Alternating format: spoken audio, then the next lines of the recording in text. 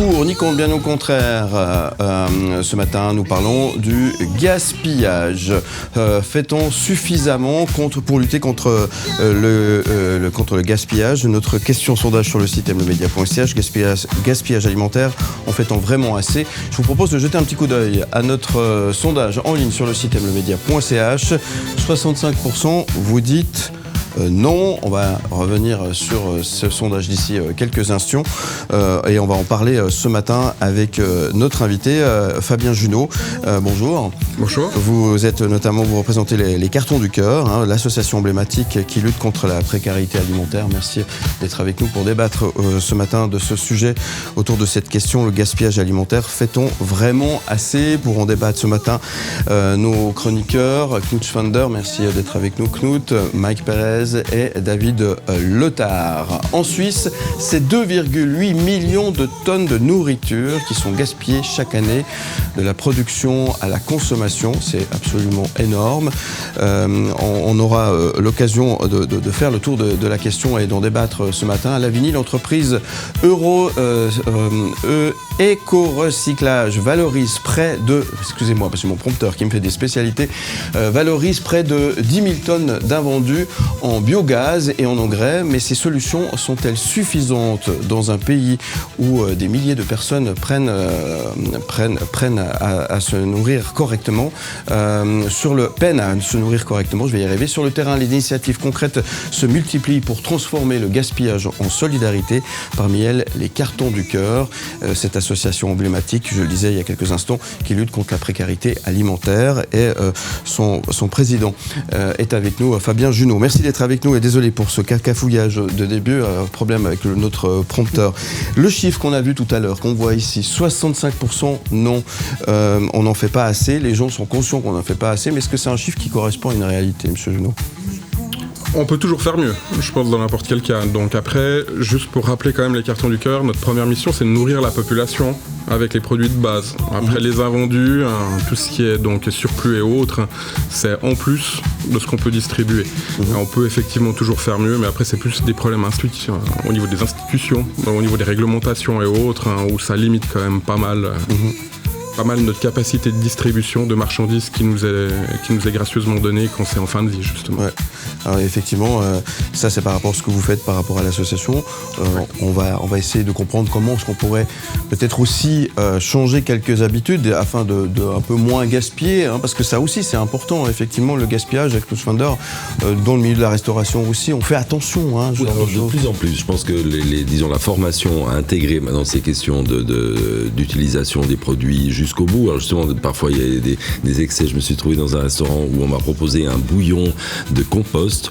Je trouvais que d'un point de vue marketing, c'était pas idéal, même si l'intention elle est bonne. Il doit y avoir un avant et un après là. C'est ça, exactement. Mais ce qui est sûr, c'est que même dans la grande restauration, il y a une attention qui est portée. Alors justement, j'étais au Val-Rose il y a quelques jours, à Rougemont, où le chef Benoît Carcena fait lui un bouillon, non pas de compost, mais avec les épluchures. Et je trouve que il est incroyable ce bouillon, parce que c'est exactement avec ça qu'il faut faire un bon bouillon. On n'a pas du tout besoin de prendre des légumes entiers. Donc ces questions d'attention portée au non-gaspillage, elle est là. Benoît Carcena que nous recevrons la semaine prochaine. Exactement. Sur ce plateau, effectivement. Ni pour, ni contre, bien au contraire. Ni pour, ni contre, bien au contraire. On parle de gaspillage alimentaire. En fait, vraiment assez? C'est notre question sondage sur le site mlemedia.ch. On en parle ce matin avec notre invité Fabien Junot, qui est président notamment des Cartons du Cœur. Merci d'être avec nous. Nos chroniqueurs, Knut Schwander, David Letard, Mike Perez et votre serviteur. On est là évidemment pour débattre autour de cette question. On attend vos messages que vous pouvez nous faire parvenir via notre numéro WhatsApp à votre disposition, le 079 121 9000. Messages écrits, messages vocaux, ils sont les bienvenus. Et puis via Instagram, vous pouvez également nous faire suivre vos messages. Merci d'être avec nous. Pour tout de suite planter le décor, si vous êtes d'accord, je vous propose d'écouter un témoignage que nous avons reçu au 079 121 9000. Je vous propose de l'écouter. Quand on voit qu'on laisse traîner des aliments dans le frigo et qu'on rachète, qu'on tient trop compte des dates de péremption sur les yaourts, personnellement, moi, je les mange jusqu'à ce que le couvercle gonfle. Donc les dates de péremption aussi sur les aliments sont un peu du fake. Je pense qu'on peut vraiment garder les aliments beaucoup plus longtemps et au lieu d'aller acheter des paniers anti-gaspi, gaspillons déjà pas ce qu'on a dans notre frigo. Le gaspillage, effectivement, et les fameuses dates de péremption qu'on appelle souvent aussi le microdata, sans citer de marque bien évidemment. Ça c'est une vraie problématique. Oui, alors au niveau du respect des dates, pour des produits comme je disais avant, du miel ou des produits des conserves et autres, on pourrait largement les dépasser les dates grandement. Ouais. Il n'y a aucun risque sanitaire à part si effectivement, par exemple, une conserve elle est gonflée ou elle est légèrement abîmée. Vous pouvez la garder techniquement parlant, vous pourriez la consommer pendant 25 ans. Donc, l'armée, c'est ce qu'ils font.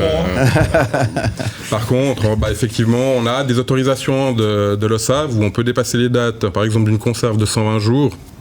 Alors c'est déjà mieux que rien, mais par contre, effectivement, dans certains cantons où on est présent, c'est problématique parce que si on prend le cas de Neuchâtel, par exemple, même un jour, on n'a pas le droit de dépasser la date. En sachant qu'effectivement, ces dates sont souvent des dates qui ont été mises par l'industrie, donc, et on sait très bien que c'est des dates qui sont souvent même plus commerciales qu'autre chose. Le cas du témoignage, par exemple, le yogourt, donc c'est exactement un cas concret. Le même yogourt va être vendu dans les dom-toms, puis ça va partir par bateau. La date de péremption va être changée par l'industriel pour le même produit, pour justement que le temps que ça arrive à destination et que ça soit distribué dans des délais raisonnables. Donc c'est bien la preuve que la date peut être réellement adaptée. Ouais, et ça c'est un gros problème. Pourquoi est-ce qu'on gaspille autant finalement ?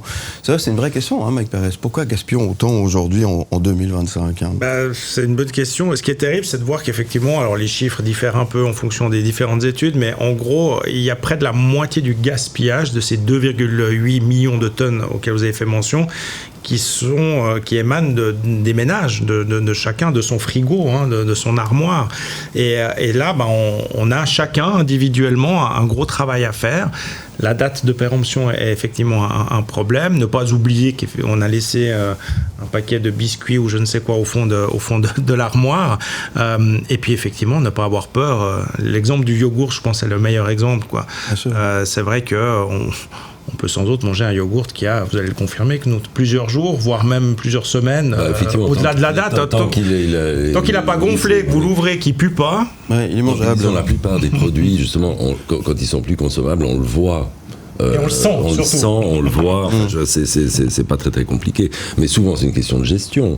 C'est que les gens, je pense, achètent souvent beaucoup trop, remplissent leur frigo, et ensuite savent même plus eux-mêmes ce qu'il y a dedans. Donc ça génère énormément de déchets. Ouais. Alors la problématique, c'est qu'effectivement, peut-être qu'on achète trop, on est un peu trop à cheval sur ces dates de péremption, mais en même temps, par les actions. Oui, puis il y a aussi j'ai pris 3 paquets parce qu'ils étaient en action en multipack, et finalement on en utilise qu'un seul ou deux. Mais en même temps, il y a des gens qui crèvent la dalle, quoi. Exactement, et puis souvent les gens ont un peu de peine. Sur la date de péremption d'un produit, vous avez vraiment la DLC ou la DDM, c'est deux choses différentes. Donc vous avez vraiment le produit où vous ne devez pas dépasser les dates de consommation, avec des produits qui peut avoir une situation grave, de tomber malade, par exemple la viande et autres, si c'est dépassé un certain temps, surtout pas dans les bonnes conditions, par exemple au niveau de la chaîne du froid. Mais vous avez d'autres produits où c'est à consommer de préférence avant et ça, la population, mais même dans nos bénévoles, c'est un travail déjà, même pour nous, de former nos bénévoles à bien leur faire comprendre, attention, c'est pas parce que le produit a une date, là c'est marqué bien à consommer de préférence avant ça veut dire qu'on peut dépasser la date sans aucun risque sanitaire. Et je veux dire, ça fait 30 ans qu'on existe, on faisait pas déjà partie des fondatrices, je veux dire, même nous on a mangé des produits qui étaient périmés depuis un bon moment, donc on n'est pas tombé malade pour autant. Donc, Mais ça effectivement, faut que ça rentre dans la tête des gens, il faut comprendre. Mais ça, c'est le porte-monnaie qui va faire changer les choses. On voit qu'aujourd'hui, ça commence à... le panier moyen, comme on dit, coûte beaucoup plus cher qu'il y a quelques temps en arrière. Là, forcément, peut-être qu'on va commencer à réfléchir un petit peu différemment, non ?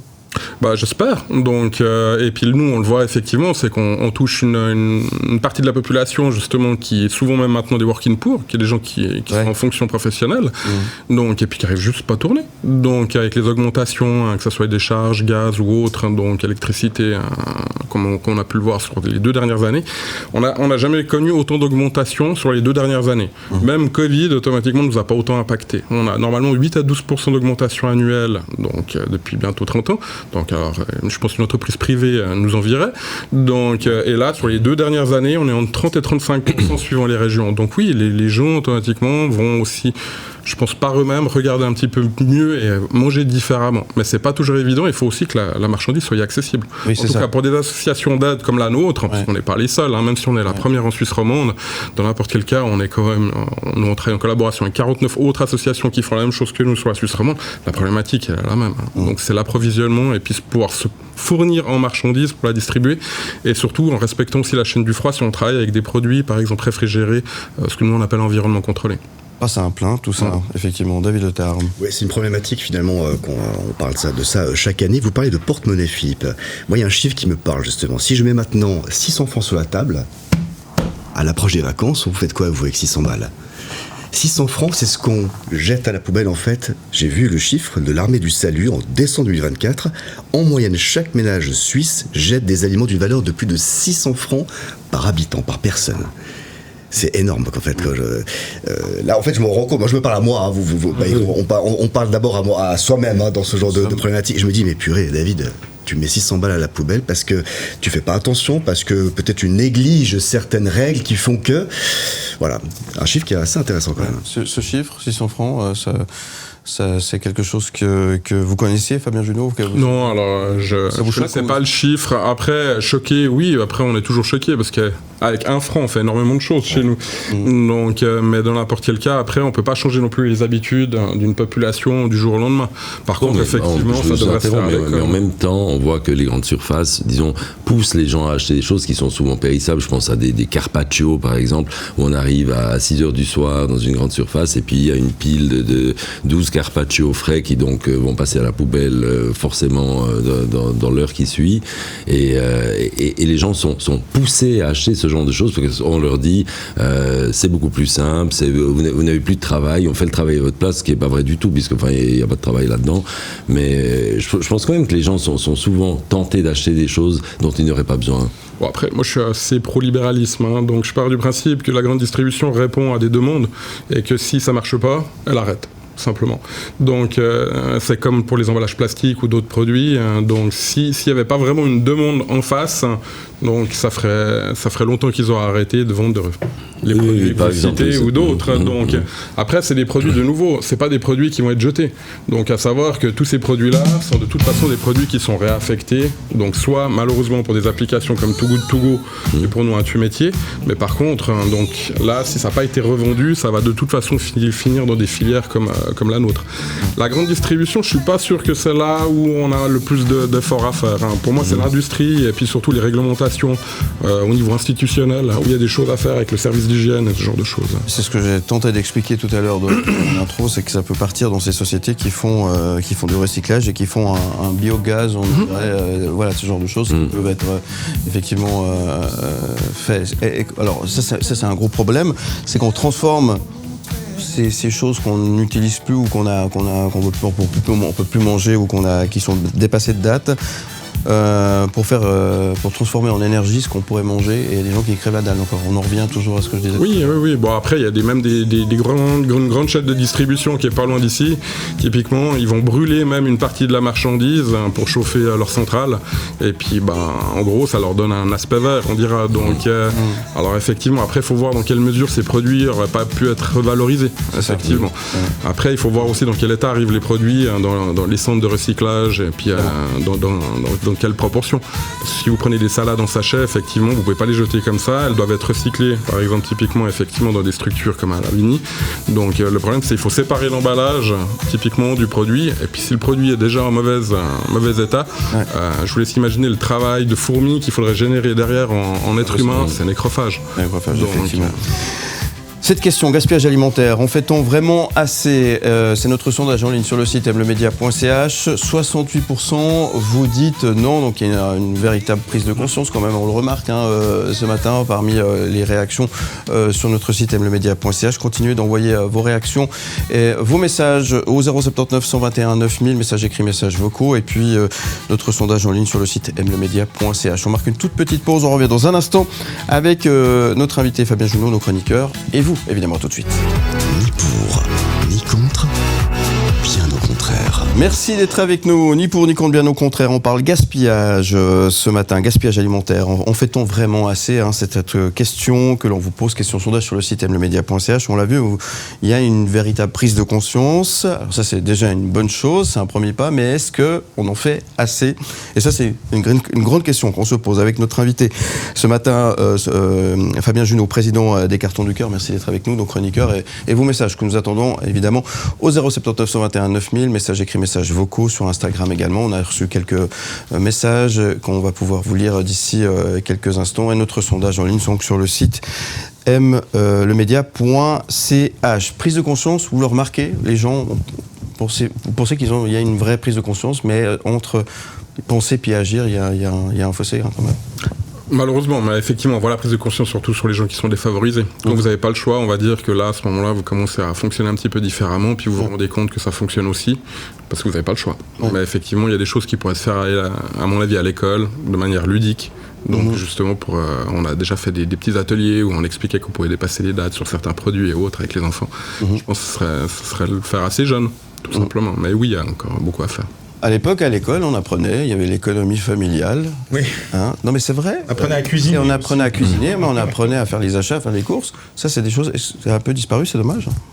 Oui, enfin, c'est de toute façon, tout ce qu'on peut apprendre jeune, on l'intègre beaucoup mieux. Oui. Donc après, évidemment, c'est toujours une question de priorité, mais personnellement, je pense qu'effectivement, ce serait tout à fait souhaitable de sensibiliser les enfants, parce que les parents souvent ont leurs habitudes qui vont pas changer si vite, alors que les enfants, si on leur raconte une belle histoire crédible, ils vont l'intégrer et ils vont l'appliquer. Mais pas forcément une histoire. Moi, je suis d'accord avec vous, messieurs.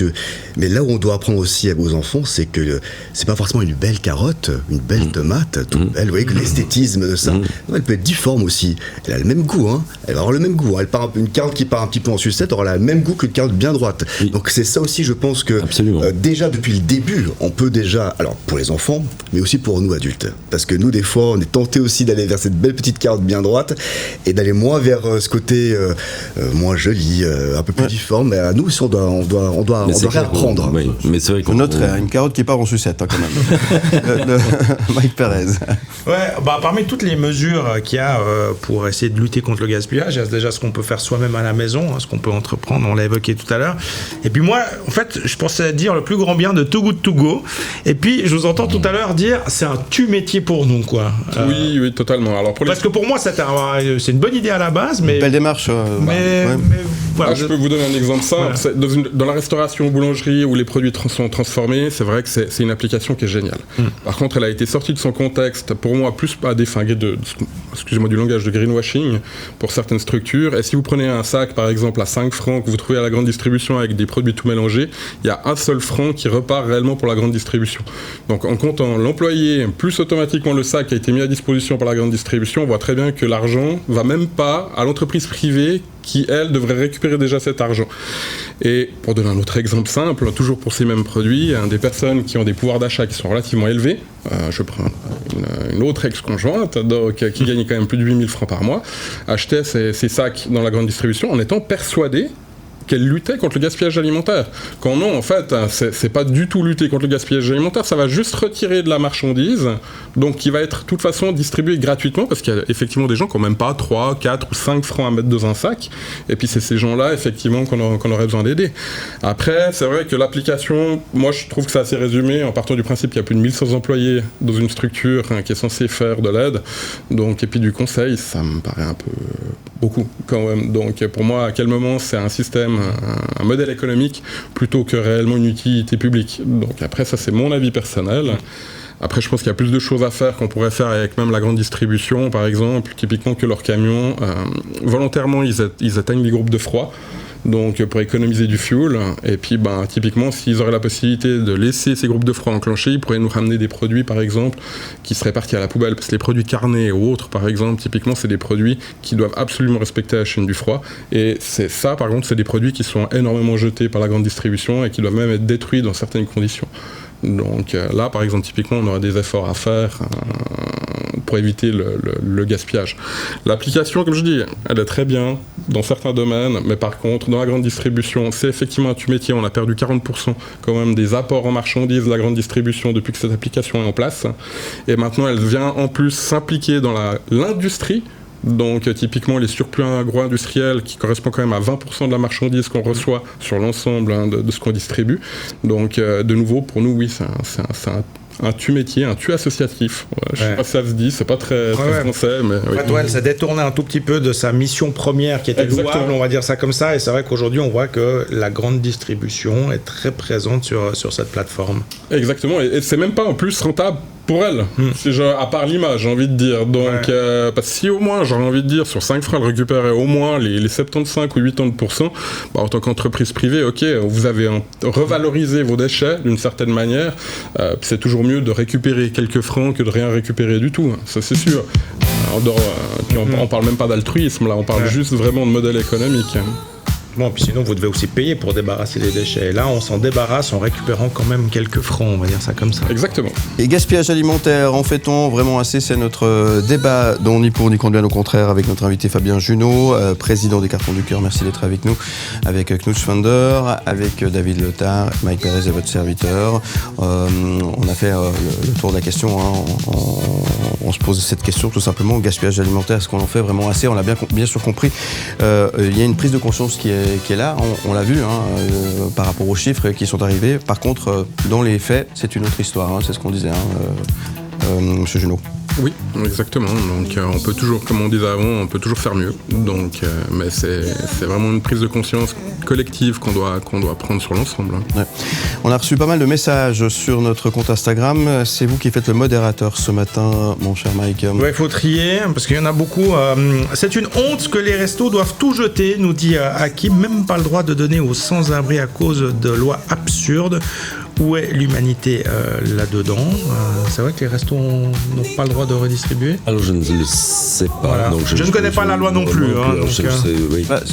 C'est vrai, c'est pas vrai ça, Monsieur Junot, vous avez déjà entendu? Pour la restauration, je suis pas vraiment au courant à ce niveau-là. Je sais qu'en tout cas, certains groupes vont détruire effectivement de la marchandise, mais plutôt dans la grande distribution, en mettant de la javel sur les produits dans les containers. Et de nouveau, c'est pas parce qu'ils veulent pas les donner, c'est simplement qu'il y a eu des cas, des gens se sont servis dedans, sont tombés malades et puis ont posé problème après juridiquement parlant à la structure. Donc à un moment donné, après il y a aussi quand même des risques sanitaires du moment qu'on respecte pas la chaîne du froid. Après, je sais pas si la restauration est liée à ça ou pas. Chloé qui nous dit qu'elle a vu des supermarchés jeter des sacs entiers de pain juste parce que ça ne se vend plus, et ce n'est pas du gaspillage, c'est de l'indécence. Ça, c'est vrai que le pain, on peut le recycler, le réutiliser sans le moindre problème le jour d'après, ça c'est clair. Et puis Julien qui nous dit qu'on parle toujours de l'effort des citoyens, mais les plus riches, eux, ne respectent rien, que ce soit pour la planète ou pour la bouffe. Ils vivent comme si les ressources étaient illimitées. Ça vous fait réagir, Monsieur Junot, ces messages que nous recevons? Ça pique toujours, donc ça paraît évident. Après, pour le pain, de nouveau... La réflexion en elle-même, elle est louable. De nouveau, après, il faut aussi l'infrastructure pour pouvoir revaloriser ces produits. Ça veut dire, il faut, si on veut faire autre chose avec ce pain sec, il faut donc le transformer. Donc, il faut des machines, il faut des compétences, il faut des gens. Donc, effectivement, c'est un investissement en temps et en argent. Oh, mais le lendemain, il n'est pas sec. Ça dépend où, vous me direz. Mais j'aurais envie de dire que si on autoriserait déjà la grande distribution à vendre les produits dépassés, donc même à 50 ou 75%, pour le pain, par exemple, ce serait un problème qui serait relativement résolu. Donc le matin, il y a certaines boulangeries qui le font des fois avec la veille. Donc, il y a des boulangeries qui le font, ça. Non, mais j'ai une astuce pour le pain. Même chez toi, le pain, tu prends le pain. Le lendemain, il est un peu rassis. Tu mets un filet d'eau froide, mets un filet d'eau. Et tu le mets dans le four et tu verras, il est croquant comme si tu viens de l'acheter chez le boulanger. Sinon, c'est une petite astuce. Le grille-pain sert à ça aussi. C'est vrai, c'est essayé. Voilà. Il y a des petites astuces comme ça. Pardon, je vous ai coupé, monsieur. Non, pas de souci. Effectivement, après, heureusement qu'il y a plein de petites astuces de ce type-là. Et puis, si on revient à l'histoire du pain, effectivement, oui, il y a des boulangeries qui pratiquent où ils vont vendre les sandwichs et les pains du jour de la veille. Et puis, les vendront à un prix qui seront beaucoup moins chers et qui rend de nouveau accessible le produit. Donc, peut-être à une partie de la population qui n'aurait peut-être pas pu acheter à plein prix. Mais le pain, par exemple, typiquement, pour nous, c'est plus une problématique. Comme les salades, c'est même nous qui devons dire non. Parce qu'à un moment donné, on reçoit des quantités astronomiques qu'on ne sait plus trop quoi en faire. Donc l'idée, ce serait vraiment plus de trouver une solution de revaloriser ces produits-là, effectivement. Si la grande distribution ne peut pas les vendre après la date, soit par choix, soit par réglementation, au moins qu'on ait un outil pour faire autre chose avec ce produit-là. Tout simplement, effectivement, revaloriser les produits, je pense que c'est aussi quelque chose qui pourrait avoir du sens à terme. Merci Fabien Junot d'être venu ce matin débattre avec nous autour de ce sujet. Merci. Qu'est-ce qu'on peut vous souhaiter ? Le meilleur, j'espère. Pour les cartons du cœur, on peut vous soutenir comment ? Alors déjà, quand on est dans les supermarchés, 3 fois par année, donc fin mars, fin juin, fin octobre, donc c'est 40% quand même de la marchandise qu'on distribue à nos bénéficiaires vient justement de ces récoltes, donc c'est vraiment hyper important. Après, ça peut être en ton, donc soit avec ce que moi j'appelle du bénévolat ou même du volontariat d'entreprise. Don de soi, ouais. Donc, ou du don financier où on va démultiplier, on aura des facteurs de démultiplication qui sont beaucoup plus élevés qu'un particulier, où on aura des produits jusqu'à 75-80% de rabais directement à la sortie d'usine. Même Coop et Migros n'achètent pas ces produits à ce prix-là, justement. Et là, ça nous permet justement de combler ce qu'on n'arrive pas à avoir dans les surplus industriels ou de la grande distribution. Bravo pour ce que vous faites, merci beaucoup. Merci à vous. Ce matin, on vous retrouve bien évidemment en podcast et en image sur le site mlemedia.ch. Merci à la ville de Tarbes, merci à Knut Schwander, merci Mike Pérez. Demain, tout autre sujet dans Ni pour ni contre, bien au contraire. Doit-on exiger des élus une totale exemplarité ? Et oui, élus sous pression, exemplarité est-elle encore une exigence ? Nous en débattrons demain avec Samuel Bendahan, conseiller national socialiste, et puis Nicolas Sutter, député du président du groupe PLR au Grand Conseil vaudois. Ils seront tous les deux sur ce plateau pour débattre autour de ce sujet avec nos invités, avec nos chroniqueurs et évidemment avec vos messages que nous attendons d'ores et déjà au 079 121 9000, messages écrits, messages vocaux. Doit-on exiger des élus une totale exemplarité ? Notre question sondage est en ligne dès maintenant sur le site mlemedia.ch. Vous restez avec nous, dans un instant on va se retrouver avec Knut Schwander, on va parler de Lausanne à table, on va parler gastronomie, j'espère qu'il n'y aura pas de gaspillage. En tous les cas, on en parle d'ici quelques instants, vous ne bougez pas. A tout de suite sur mlemedia et Canal+. Bien plus qu'un média.